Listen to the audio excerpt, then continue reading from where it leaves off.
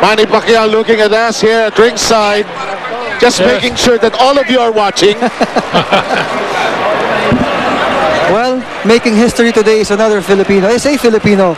Manny Pacquiao, 8 world titles done in a very remarkable fashion. Madami pong expert, sabi nga natin nung umpisa, nag-iisip rin, kakayanin. Ano ang maaaring gawin ni Manny Pacquiao sa laban na ito na isang mas malaki, mas malakas, David and Goliath situation? Absolutely. In the meantime, we're waiting for Michael Buffer to make the official announcement. Here we go. Ladies and gentlemen, from Cowboy Stadium, we go to the scorecards. Jay Longo scores about 120, 108. Glenn Cropper, 118, 110. Orange Schellenberger, 119, 109. 120. All three to the winner by unanimous decision. And now, winner of his 8th World Championship, the fighting pride of Southern Valley Province, Philippines, Manny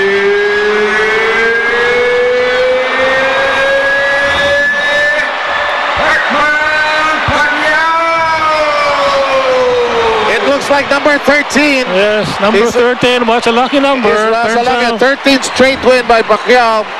An 8th world title. Boy, they need a new cabinet. You know, at the match earlier today, I was there. they made the offering, and I thought they would run out of belts to offer to the priest. And of course, all the Filipino boxers who went to work tonight were included in that match. But this brave Mexican, this absolutely brave Mexican. Let's try to listen in. There will be some interviews. We'll try to listen in. There's Jinky, of course, and her friends.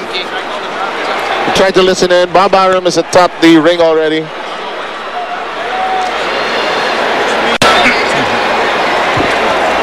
Let's see. Let's go through the fight. I think we'll go through the rounds here. Margarito coming in. Well, of course, the height was a problem. Popoy and Mike. A lot of expectations from Margarito here, but Manny Pacquiao surprised us with the first round, flurries that he threw, combinations, just negating, no, Popoy, yung distance na sinasabi natin na dala nung Margarito sa laban na ito nabura dahil sa bilis ni Manny Pacquiao. 5 inches, 6 inches, sabi niya, kaya ko yan, kaya kitang abutin. Yeah, that height factor wasn't, well, it was there in the sense that Manny could have finished it earlier were it not for the fact that he had to keep away also from that long reach, no? But speed is really, you know, when you're fast, you have a big advantage in boxing.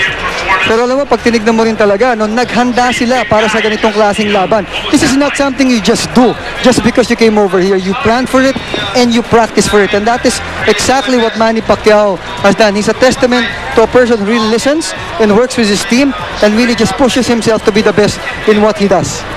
Yes. People want to eventually see you, of course, fight Mayweather if he passes the test against Shane Mosley. Your thoughts on that possible matchup?